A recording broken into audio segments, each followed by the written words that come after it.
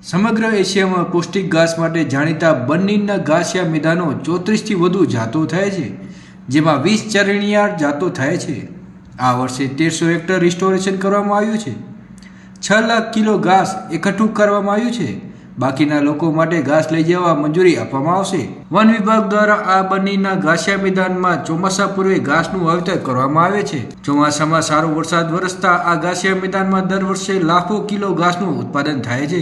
ગત વર્ષે પણ સારા વરસાદના કારણે બન્નીના ઘાસિયા મેદાનમાં લાખો કિલોગ્રામ ઘાસનું ઉત્પાદન થયું હતું. ગત વર્ષે 1300 હેક્ટર ઘાસ વન વિભાગ દ્વારા રિસ્ટોરેશન કરવામાં આવ્યું છે, જે સરકારી ગોડાઉનમાં સાચવવામાં આવ્યું હતું. તો લગભગ 6 લાખ કિલો જેટલું ઘાસ આસપાસના ગ્રામજનોને આપવામાં આવ્યું હતું, તેવું નાયબ વન સંરક્ષક શ્રી BM પટેલે માહિતી આપી હતી.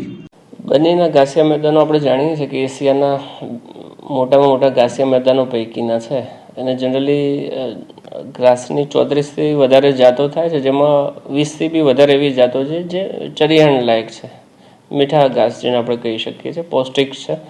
તો જનરલી એમાં ઝીંઝુઓ, દામણ, ખેવાઈ, દ્રબડ આ બધી જે જાતો છે એ બહુ પૌષ્ટિક છે અને ખાસ કરીને ઝીંઝુઓ, દામણ જોવા મળે છે. એ આપણા બન્નીના જે વિસ્તારોમાં આપણે ગ્રાસલેન્ડ રિસ્ટોરેશનની કામગીરી કરી છે ત્યાં જોવા મળે છે. ચાલુ વર્ષે બન્નીમાં આપણે 1300 હેક્ટર વિસ્તારમાં ઘાસ રિસ્ટોરેશનની કામગીરી કરી છે અને ઘાસ એકત્રીકરણની વાત કરીએ તો અત્યાર સુધી 6 લાખ કિલોગ્રામ ઘાસ એકત્રિત કર્યું છે અને ત્યારબાદ હજી કેટલુંક વધારાનું લક્ષ્યાંક કદાચ ફાળવણી થવાની શક્યતા છે. તો એ ઘાસ એકત્રિત કર્યા બાદ જે બાકી રહેતું ઘાસ છે એ સ્થાનિકોને અમે એમના ખર્ચે લઈ જવા માટે છૂટ આપીએ છીએ.